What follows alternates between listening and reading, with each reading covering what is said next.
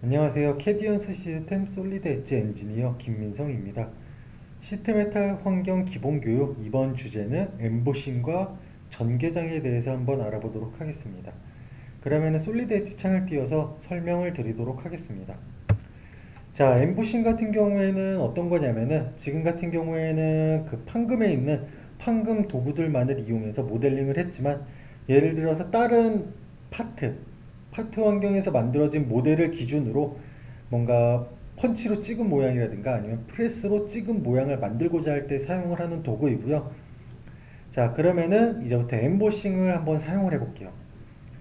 자, 엠보싱을 사용하기 위해서는 일단 여기 바디 추가라는 기능이 필요합니다. 바디 추가 같은 경우에는 하나의 그 단품에다가 두 개의 바디를 만드는 거거든요. 별도의. 자, 그래서 바디 추가를 눌러서 여기 하단에 있는 바디 추가를 한번 눌러볼게요. 그러면은 여기서 중요한 거는 파트 형태의 바디를 추가하겠느냐 아니면은 판금 형태의 바디를 추가하겠느냐 설정을 해줄 수가 있고요. 자, 파트 바디를 추가하겠다. 그리고 지금 처음에 최초에 저기 탭이 있는데요. 자, 그거에 대한 이름은 판금 바디라고 할게요. 그리고 밑에 새로 만들 거는 솔리드 바디라고 해보겠습니다. 자, 이 상태에서 확인을 누르게 되면 이제 환경이 바뀔 거예요.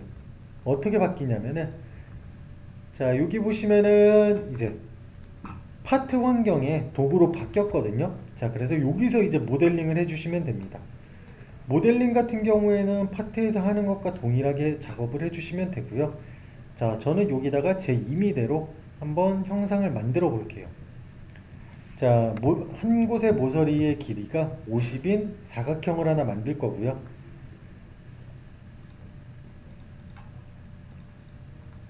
자, 50인 길이를 하나 만들었고 높이 같은 경우에는 한 20 정도만 줘볼게요. 자, 엠보싱에 사용할 바디를 만들 때 주의하실 점이라고 하면은 꼭 판금에 이렇게 겹쳐져 있는 형상을 일단 만들어 주셔야 돼요. 이렇게 만들어 주지 않으면 일단 에러가 뜨거든요. 자, 그래서 이런 식으로 만들어 주고 예를 들어서 조금 잘라 볼게요. 자, 여기도 비스듬하게 한번 잘라 보도록 하겠습니다. 이렇게. 자, 자를 거고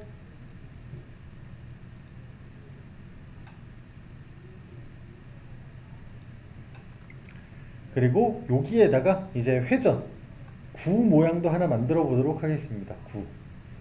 자, 회전 도구를 통해서 구 모양을 만들 거고요. 자, 일단 처음에 필요한 게 축이고요. 자, 처음에는 축이 필요하겠죠. 그래서 축을 하나 그려주고 그리고 여기서 이제 원호를 그려줄 건데 원호 같은 경우에는 이렇게 오픈 프로파일 형식으로 한번 그려보도록 하겠습니다. 그리고 회전축 지정해주고 여기다가 스케치 닫기를 눌러주면 되겠죠. 자, 파트는 파트 교육 영상이 별도로 있기 때문에 자세한 설명을 안 하고요. 그냥 형상만 어떤 식으로 만드는지 한번 보여드리고 있습니다. 자, 그래서 여기 보면은 이런 모양이 만들어졌는데 예를 들어서 이 모양대로 판금을 찍어내고 싶어요. 자, 그럴 때 사용할 수 있는 게 엠보싱이고요. 자, 이렇게 파트에서 모델링이 끝났다고 하면 라운드도 좀 줘볼까요? 라운드를 뭐 굳이 안 줘도 상관은 없는데 자동으로 라운드가 들어가는지 확인을 하기 위해서 이렇게 그냥 놔둔 상태로 한번 해볼게요. 라운드를 별도로 안 넣고. 자, 그 다음 어떻게 해야 되냐면 다시 판금 환경으로 돌아가야 되는데 판금 환경으로 돌아가는 방법은 여기 도구 탭에서 전환이라는 도구가 있습니다. 자, 그래서 이 도구를 통해서 다시 판금 환경으로 넘어올 수가 있고요. 자, 판금 환경으로 넘어왔고 여기서 이제 딤플 하단에 보면은 엠보싱이라고 있어요. 그리고 여기에 보면은 솔리드 바디가 있고 판금 바디가 있고요. 지금까지 만든. 자, 일단 얘를 판금 바디를 더블 클릭을 해줍니다. 자, 판금 바디 더블 클릭해주고 여기서 엠보싱 도구를 선택을 하고 먼저 판금물을 선택을 해줍니다. 판금물. 자, 판금물 선택, 그 다음 솔리드 바디 선택. 그 다음 두께 같은 경우에는 이제 그 사이즈에 바깥쪽으로 들어가게 할 수도 있고요. 아니면은 안쪽으로 들어가게 할 수도 있습니다. 만들어진 솔리드 바디보다 안쪽으로 두께를 주겠느냐, 바깥쪽으로 두께를 주겠느냐 선택을 할 수가 있고요. 자, 그 다음 여기서 또 중요한 게 두께는 몇 미리로 줄 건지, 그리고 혹시라도 만들어진 형상에 간격 값을 줘야 된다고 하면은, 예를 들어서 지금 솔리드 바디가 50과 50인데 예를 들어서 한 3mm만큼 여유 공간을 줘야 된다. 그럴 때 여기다가 3이라는 숫자를 입력해 주는 겁니다. 자, 그러면은 조금 더 커졌죠. 왜냐면은 여기 원래 솔리드 바디에서보다 이렇게 3mm의 공간이 생기게 됩니다. 그래서 이런 식으로 해서 마지막 수용 버튼을 눌러주게 되면은 형상이 완성이 되고요. 자, 여기서 솔리드 바디를 한번 꺼볼게요. 여기 보면은 솔리드 바디가 있는데 앞에 체크박스를 해제하시면은 얘가 숨겨집니다. 그래서 모양을 전체적으로 한번 확인을 해보면은 이렇게 잘 나온 것을 알 수가 있겠죠. 자, 그래서 엠보싱 같은 경우에는 솔리드 바디를 만들고 판금물에 그대로 그 모양대로 찍어내는 도구이고요. 뭐 딤플에 만들기 힘들었던 것 같은 경우에는 엠보싱을 통해서 만들면은 좀 더 편하겠죠. 왜냐면은 파트 모델링이 좀 더 자유로우니까.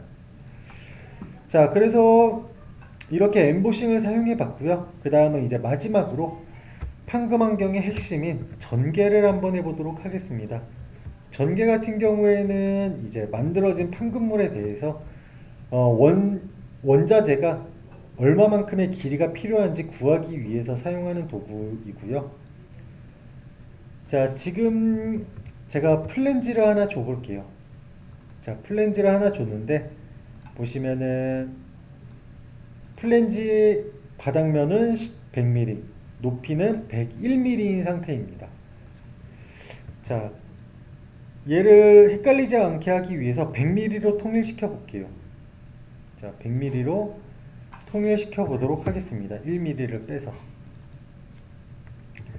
자, 100mm로 통일을 시켜줬고요. 그 다음 전개를 하는 방법은 도구 탭에 보시면은 여기 전개라는 환경이 별도로 있습니다. 그래서 전개 환경을 누르고 보게 되면은 지금 같은 경우에는 바로 펴지는데, 자, 원래 순서라고 하면은 전개를 눌렀을 때 바로 펴지지가 않습니다. 그럴 때는 여기 전개장이라고 하는 도구가 있어요. 전개장. 그래서 전개장이라는 도구를 통해서 펴주실 수가 있고요. 자, 첫 번째로 선택해 줄 거는 이제 여기에 대한 기준면. 자, 기준면 하나를 선택해 주고 그 다음 기준 모서리를 하나 선택해 줍니다.